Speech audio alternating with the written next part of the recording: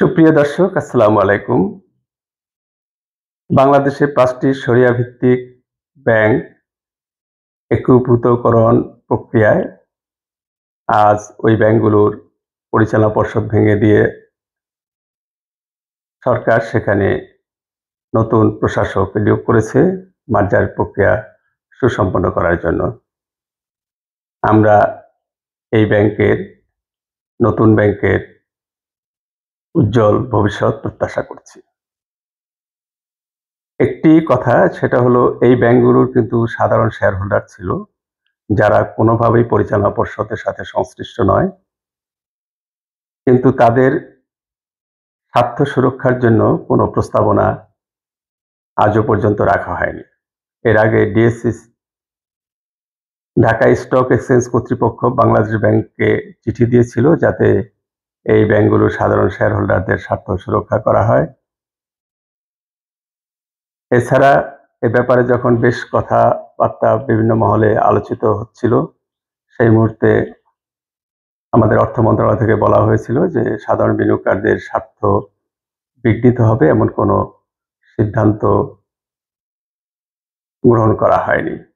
সবাই প্রত্যাশায় ছিল যে অন্তত তাদের শেয়ার মূল্য ফেরত দেওয়া হবে বা তাদের স্বার্থ সুরক্ষার ব্যাপারে, নতুন ব্যাংকের স্বার্থ সুরক্ষার ব্যাপারে কোনো পদক্ষেপ নেওয়া হবে। কিন্তু আজকের যে প্রশাসক নিয়োগ দেওয়া হয়েছে, সেই সাংবাদিক সম্মেলনে বলা হয়েছে, আমাদের বাংলাদেশ ব্যাংকের governor doctor Ahsan H Mansur বলেছেন যে সাধারণ বিনিয়োগকারীরা কিছুই ফেরত পাবে না। তিনি বলেছেন যে নেট অ্যাসেট ভ্যালু নেগেটিভ। আসলে যখন এই প্রতিষ্ঠানগুলো ব্যালেন্স শিট প্রকাশ করেছিল, সেখানে নেট অ্যাসেট ভ্যালু পজিটিভ দেখানো হয়েছিল এবং সেটা 10 টাকার চেয়েও অনেক বেশি ছিল, এবং সেই ব্যালেন্স শিটে বাংলাদেশ ব্যাংকের অনুমোদনও ছিল। তাহলে সাধারণ বিনিয়োগকারীরা এই ব্যাংকগুলোর ব্যালেন্স শিটে বর্ণিত বিষয়াদির উপরে আস্থা রেখেই কিন্তু তারা তাদের শেয়ার মালিকানা বজায় রেখেছে। তাহলে আজকে এই ব্যাংকগুলোর করুণ অবস্থার জন্য যারা দায়ী, সেসব রাঘব বোয়ালদের কারণে আজকে কেন বলির পাঠা করা হচ্ছে সাধারণ বিনিয়োগকারীদের? তারা কয়টা অর্থ বিনিয়োগ করে তারা আর্থিকভাবে কিছুটা সচ্ছলতা পাওয়ার প্রত্যাশা রাখে দীর্ঘদিন পরে, সেটা এভাবে ভুলুণ্ঠিত করা হবে এটা সাধারণ বিনিয়োগকারীরা প্রত্যাশা করেনি। এই যে মার্জার প্রক্রিয়া করা হলো, এখানে অনেক কিছুই তড়িঘড়ি হয়ে গেছে, অনেক কিছুই বাদ পড়ে গেছে। মার্জার প্রক্রিয়া এটি ছোটখাটো বিষয় নয়, এটি অনেক বিষয়ের সাথে সংশ্লিষ্ট। এই যে ব্যালেন্স শিটের কথা বললাম, ব্যালেন্স শিটে যে সকল স্থাবর অস্থাবর সহায় সম্পত্তি দেখানো হয়েছিল, সেগুলো মূল্যায়ন প্রয়োজন আছে এবং সেগুলোর আর্থিক মূল্য আছে। সেই আর্থিক মূল্য সাধারণ শেয়ার হোল্ডাররা প্রাপ্য। এছাড়া তাদের যে লাইসেন্স আছে, লাইসেন্সেরও কিন্তু একটা অর্থমূল্য আছে, সেটাও সাধারণ বিনিয়োগকারীরা প্রাপ্য। বিভিন্ন পক্ষের সাথে এই ব্যাংকগুলোর সখ্যতা সম্পর্ক গড়ে উঠেছে, একটি নেটওয়ার্ক গড়ে উঠেছে, সেটাও কিন্তু অর্থের পরিমাপে পরিমাপযোগ্য, সেটি সাধারণ শেয়ার হোল্ডাররা প্রাপ্য। যে কোনো ব্র্যান্ডের মূল্য অত্যন্ত বেশি। একটি ব্র্যান্ড তৈরি হয় দীর্ঘ চর্চার ফলে। এই 5টি ব্যাংক নিজস্ব নামে কিন্তু ব্র্যান্ড, এই ব্র্যান্ডেরও কিন্তু একটি মূল্য আছে, সেগুলোরও কিন্তু মূল্যায়ন করা প্রয়োজন এবং সাধারণ বিনিয়োগকারীদের স্বার্থ সুরক্ষায় সেই ব্র্যান্ড ব্যবহার করা যায়।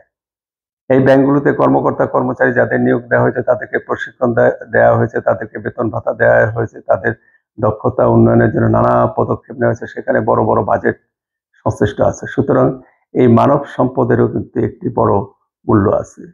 একটি বৃহত্তর গ্রাহক সংখ্যাও এই ব্যাংকগুলো রয়েছে। এই গ্রাহক সংখ্যাগুলো কিন্তু এই ব্যাংকের একটি সম্পদ এবং এদেরও কিন্তু আর্থিক মূল্য আছে। নানা দিক বিচার বিবেচনা করলে সাধারণ শেয়ার হোল্ডারদের স্বার্থ সুরক্ষার অনেক বিষয় এখানে সংশ্লিষ্ট আছে। যে সকল ঋণ মঞ্জুরি দেওয়া হয়েছে তার বিপরীতে যে জামানত আছে, সেই জামানতেরও কিন্তু আর্থিক মূল্য দ্বারা সাধারণ শেয়ার হোল্ডারদের স্বার্থ সুরক্ষা করা যায়।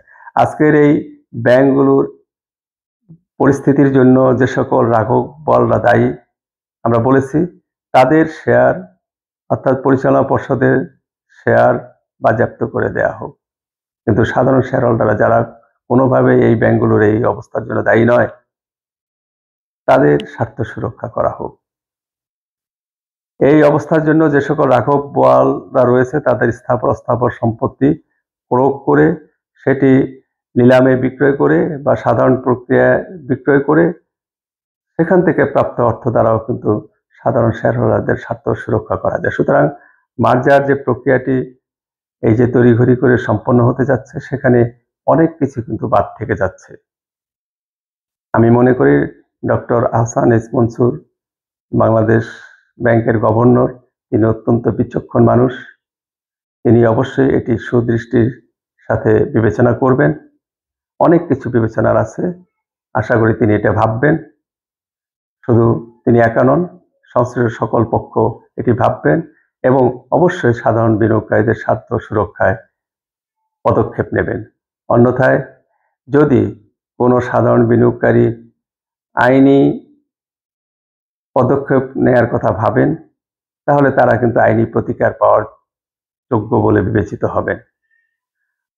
আইন হলো সেটাই যেটা মানুষের মানবিক স্বার্থ রক্ষা করে।